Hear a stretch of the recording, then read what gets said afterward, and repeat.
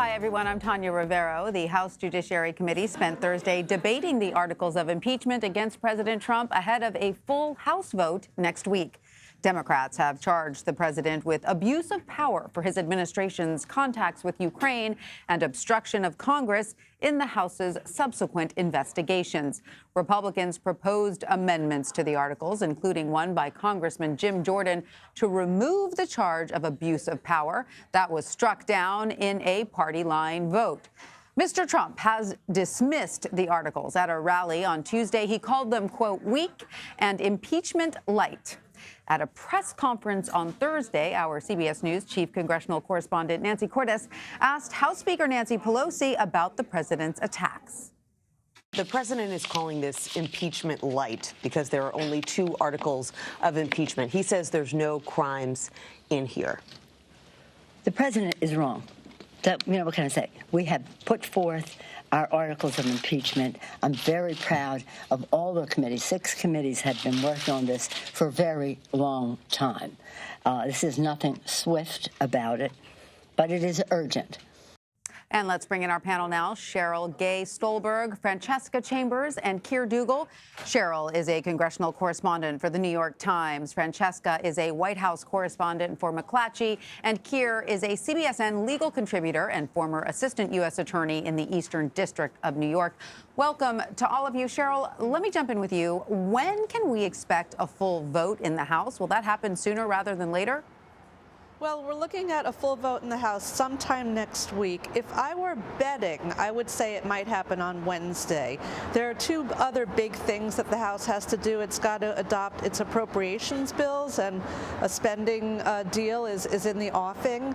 And it's also got to pass the USMCA, the United States, Mexico, Canada trade agreement. And I wouldn't be surprised, knowing Speaker Pelosi, if she decides to sandwich impeachment between those things.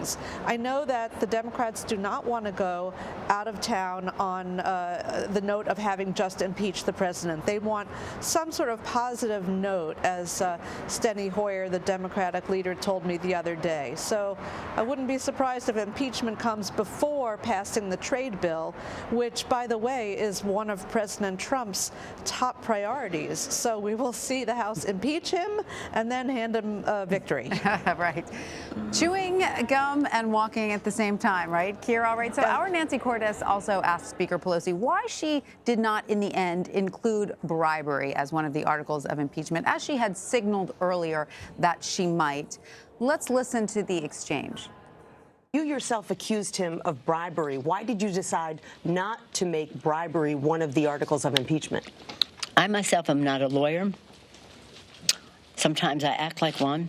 Not as often as I act as a doctor. I practice medicine on the side without benefit of diploma, too. This is a decision that was recommended by our working together with our committee chairs, our attorneys, and the rest. So the articles are what they are. They're very powerful. They're very strong.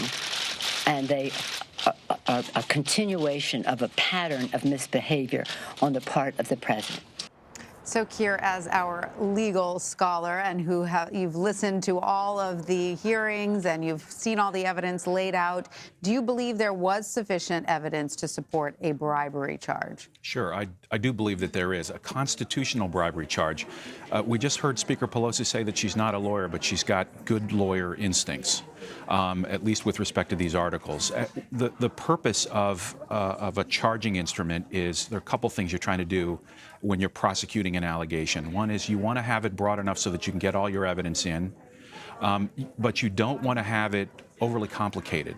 And so by alleging an abuse of power with effectively the same elements of a bribery, what you do is you avoid the back and forth that we saw at the hearing last week among the professors about does it qualify as a statutory bribery, which is different than what's at issue here. You avoid, as if you're the manager, the House manager, the Democrats, you avoid getting into some of these technical arguments, which allows the proof to come in, I think, more easily. So as a lawyer who does admit that there is enough evidence, or you've seen enough evidence to support a bribery charge, you also agree that it was probably smarter to just go with abuse of power? I think so. I think it streamlines the message. It streamlines the presentation of evidence. And as we also heard, abuse of power is a constitutional violation. It's an impeachable offense, and you don't need a crime for an impeachable offense. All right, Francesca, how is the White House reacting to today's hearing? How did the president, feel about what he heard and saw today? Well, all week long, they've basically been saying similar things, which is that there was nothing new at this point, that Democrats were just reiterating what they had already said before, and Republicans were doing the same thing, making the president's case. But I did want to go back to something that a previous guest was talking about how this could all play out next week, which is that there's these three big pieces of legislation: the spending deal, the USMCA, and then, of course, impeachment. And the order that they would take those votes in could matter here, right? Because if you take the impeachment vote before you take a spending deal vote, you create a situation in which the president, who may have previously agreed to something on spending, may not be feeling so hot about that anymore if they do vote to approve the two articles of impeachment against him, bring him the spending deal. Even if you have USMCA at that same time afterwards, Nancy Pelosi may have to be very careful about the order in which you take those votes. Yes, and the president is sort of famous for last-minute changes of mind. That is true. So, Sheryl, I want to go back to Speaker Pelosi and how she responded to a question about whether she had a message to moderate Democrats ahead of this vote. Let's listen to what she said. I have no message to them. We are not whipping this legislation, nor do we ever whip something like this. People have to come to their own conclusions. They've seen the facts as presented at in the Intelligence Committee. They've seen the Constitution as they know it. They take an oath to protect and defend it, but they see the constitutional experts speak about it. They'll make their own decisions. I don't say anything to them. So, Sheryl, do Democrats fear defections on the vote? I mean, we know they can absorb, quite a few defections, but are they worried about the perception that any defections might create? So I've been talking to a lot of Democrats about this today, and to a person, they say actually they don't fear defections. They say that Pelosi's not whipping the vote because she doesn't have to, frankly. She knows it's going to get 218 votes. They're expecting that there will be some defections, probably more than the two who defected when the House voted to move forward with the impeachment inquiry. And they know that this is how it is going to be, that some of their more moderate members are not going to be comfortable taking this impeachment vote. Interestingly, some of the moderates have said to me, if they lose their seats over this, that's okay with them. Elaine Luria, a moderate Democrat from Virginia, said that today, and another moderate Democrat, Tom Malinowski from New Jersey, said that to me a while ago. They said they feel they will be on the right side of history. And finally, I think nobody really knows how the politics of this are going to play out, right? Yeah. So it sounds a little bit, what you're describing, though, sounds to me like these fears of the moderate Democrats may be a little overblown in the media. Maybe. I don't think they're going to lose the vote. Democrats have suggested to me that they expect to lose anywhere from maybe 2 to as many as 10 Democrats, but probably not that many. Right. And I think that they already have had to contend with a vote that is not unanimous because of those two defections when they voted to go ahead with the inquiry. So that's out there already. Republicans have already used the line that the only bipartisan vote was a vote to go against impeachment, and I'm sure they will revive that line after next week's vote. So I think that the train is on the track here, and we're going to see it pull into the station next week, to extend that metaphor. Right. All right. So, Francesca, CBS News has learned about a White House memo detailing a new legal argument for freezing foreign aid to Ukraine. What does this document say exactly? Well, what's been very interesting about the freezing of the aid to Ukraine and the White House at this point is the fact that how Mick Mulvaney, the White House chief of staff, who's technically he's still the director of OMB, is involved in all of this, because he is someone who, if we were in a Senate trial, could be called on to testify by Mitch McConnell. And he is someone that the president has said could testify about these conversations that were had about the freezing of the aid with Ukraine. And that is something that, while the president has said that he wants live witnesses publicly, there is concern within the White House that having live witnesses could put someone like Mick Mulvaney in a bad position if they have to talk about, the processes that took place behind closed doors on the aid with Ukraine. So this goes back to a perfect example of why, even though the president says that this is what he wants publicly, that this could cause a problem potentially for the president and the White House in a Senate trial situation. Right. So in this memo, the OMB's general counsel here apparently argues that it withheld military aid to Ukraine temporarily to determine whether the spending complied with U.S. policy. It also went on to say that this is a normal procedure, that OMB frequently puts holds on money already signed into law, and notes that Congress also holds up approved funds from reaching federal agencies. So what do you make of that memo? Is it sort of an after-the-fact excuse, or is it a genuine description of OMB procedures? I don't think it's particularly helpful. I mean, it's discussing that there is authority to make sure that the money is lined up correctly, and so there is authority for a pause. But the question is, what's the purpose? And so that gets us back to Mr. Mulvaney's statement on the air that the 2016 investigation was what they were considering. So this memo, in and of itself, is not a sufficient excuse for the White House. If I were defending the White House, I would not place a lot of reliance on that memo. Okay. All right. So, Sheryl, as impeachment moves to a Senate trial, Speaker Pelosi will need to select managers who will argue the Democrats' case to the Senate. How does that process work, and who is jockeying for one of those high-profile slots? So we're hearing that there's a lot of jockeying for those high-profile slots. In the end, Speaker Pelosi will choose the managers. There's no set number. It's unclear how many managers there will be. When President Clinton was impeached, the Republicans put forth 13 managers. Some likely names are being bandied about. One is Representative Adam Schiff.